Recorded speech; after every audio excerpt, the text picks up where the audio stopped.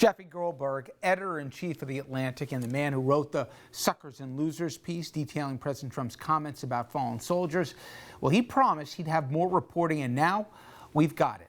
This comes from Alexander Vindman, he the highly decorated former Army officer who served on the National Security Council until he was fired for testifying against Donald Trump during the impeachment proceedings. Colonel Vindman, who's a Russia expert, told The Atlantic the president is, quote, Vladimir Putin's useful idiot. Those his words. Vindman goes on to say that Trump's desire to impress Putin has caused many former intel officers to question whether or not Trump has been compromised by the Russians. Now that piece, it follows the Atlantic article that is getting so much attention, detailing how the president speaks about the military, and especially U.S. soldiers who made the ultimate sacrifice, including that he refused to visit a veteran cemetery in France because he didn't want to make the drive, and also because, quote, he didn't believe it important to honor American war dead. He also reportedly asked staffers, why should I go to that cemetery? It's filled with losers. That again from our commander-in-chief. In a separate conversation on the same trip, Trump referred to more than the 1,800 Marines who lost their lives as suckers for getting killed.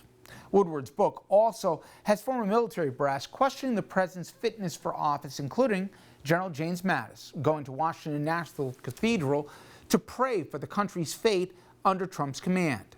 Woodward also says that Mattis told the director of the National Intelligence, Dan Coats, quote, there may come a time when we have to take collective action. Trump is dangerous. He is unfit. Plus, one of Mattis's aides heard Trump say the following: my effing generals are a bunch of bleeps because they care more about alliances than trade deals. I want to bring in my next guest. He one of the 89 former Defense Department officials who signed a letter after Lafayette Park was forcibly cleared and Pentagon officials were used as props, saying the military must never be used for political purposes. Doug Wilson, he was Assistant Secretary of Defense during the Obama administration, and he joins us now.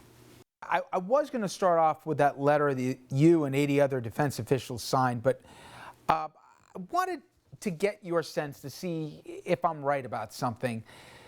What has sat in the craw of so many folks who've held leadership positions in the military isn't so much the effing cowards line, and I'm cleaning it up for television, that Trump said. It's that the accumulation of the lack of understanding of what the military is and what it's supposed to do. For example, the Yemen raid, right at the beginning of the administration that wasn't planned and cost servicemen their lives just because you want to have a story. The idea that we'd abandon the Kurds after giving them our word that we'd stand by them. The idea of the Navy SEAL story where guys came forward risking their careers because a war criminal didn't represent what their unit stood for, and the president not only pardoned the guy but celebrated his actions. Or the Russian bounty gate, not even questioning, and I go on and on here, but the point is the military, all branches of it, they stand for something, and politics stops when you put on the uniform. I get the sense, regardless of the political leanings of most of the military brass, they don't believe the president understands that. I believe you're exactly right, and I believe that all of the examples you've just cited are among the reasons for it. The men and women in uniform at all levels, whether they be on the battlefield as enlisted or as senior military who have many years of experience, are not people who've come from Mars. They are men and women who come from our communities. They're our friends, our neighbors, our brothers, sons, daughters.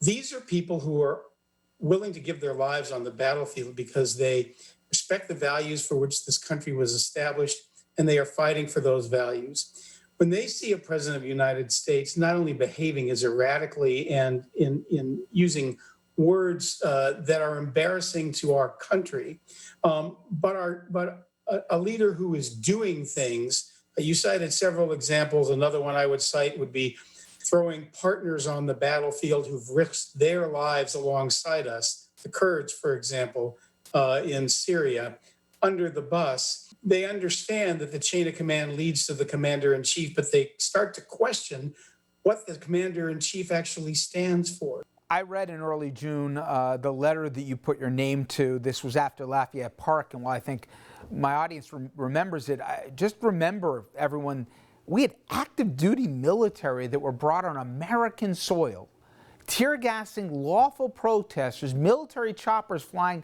really low level flights here to intimidate people for a photo op. That didn't sit right with you, but listen, before people dismiss this next line as some wacko, which I think he is, Roger Stone has the ear of the president. I don't know if you saw this, Doug, but he said, if the president isn't the winner, if he's not the winner on election day, Trump should, and I quote, declare martial law to secure power, seize total power, including arresting journalists for sedition. My point is, at our peril, I believe, we minimize the lengths at which he may go here. And I'm curious if you think this is just rhetoric when you hear it, or do even military leaders active duty worry what position they could find themselves in 50 some odd days? I think everybody worries what position they can find themselves in 50 some odd days. But I also think that this election is not only the most important of my lifetime, but will put to the test our democratic institutions. I believe people read and listen to people like Roger Stone. Roger Stone has no elected position. I believe that institutions from the Congress to the Supreme Court to the military all would find everything that you've decided is reprehensible.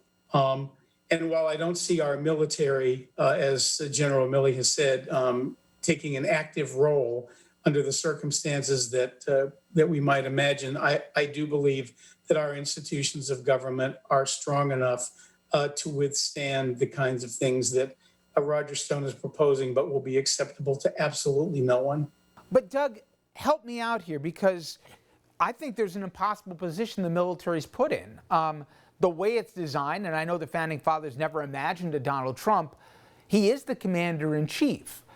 Would someone have to disobey a directive here if he decided to take the military and make them basically part of a system to keep himself in power? If you ascribe, and I think you do, that there's no line he won't cross, who makes the decision that that in fact is a line they won't? The Constitution of the United States. When anybody who serves in government, I had to do this, our military has to do this, they swear an oath to the Constitution to preserve, protect, and defend this country. That transcends anything that has to do with an individual. And I would imagine that I can imagine no circumstance in which any military leader currently serving would execute an order to declare martial law after this election. I want to play a soundbite from you. This is from our president, specifically talking about the Pentagon and how military leadership is in it basically for the almighty buck.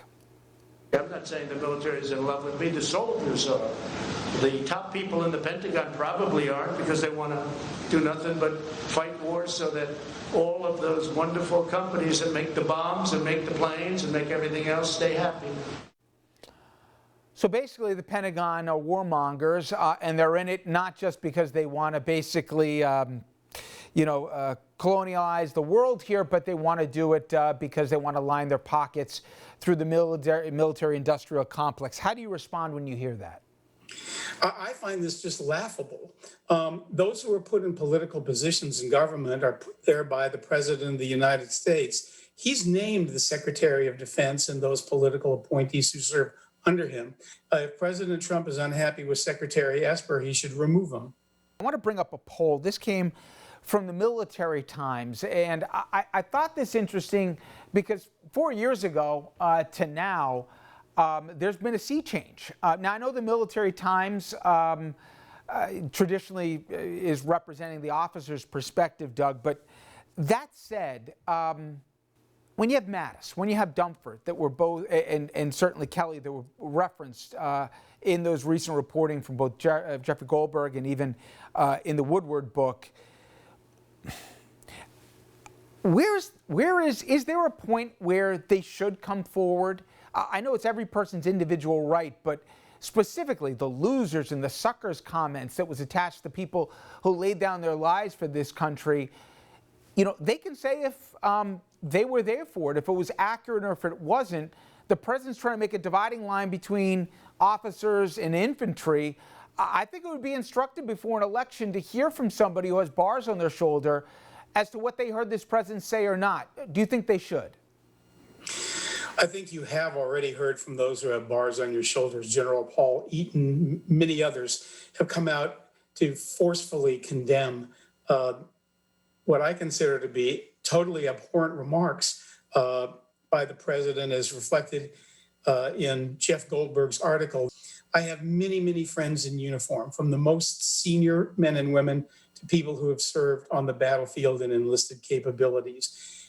And they hear these comments. And if you take a look on social media in terms of what you are seeing from troops at all levels and from all ages and all generations, they're not questioning the credibility of the remarks. They've seen enough of this president and what he's done, including the examples that you cited at the beginning of this interview, to know whom to trust. Well, Doug, I appreciate the time you gave me today, and also thank you for your service. Appreciate it. Thanks for having me. Up next, more details just coming out this afternoon from Bob Woodward's new book, Rage. We're going to show you the very latest, plus discuss how a slew of books here about the president come to some very common conclusions.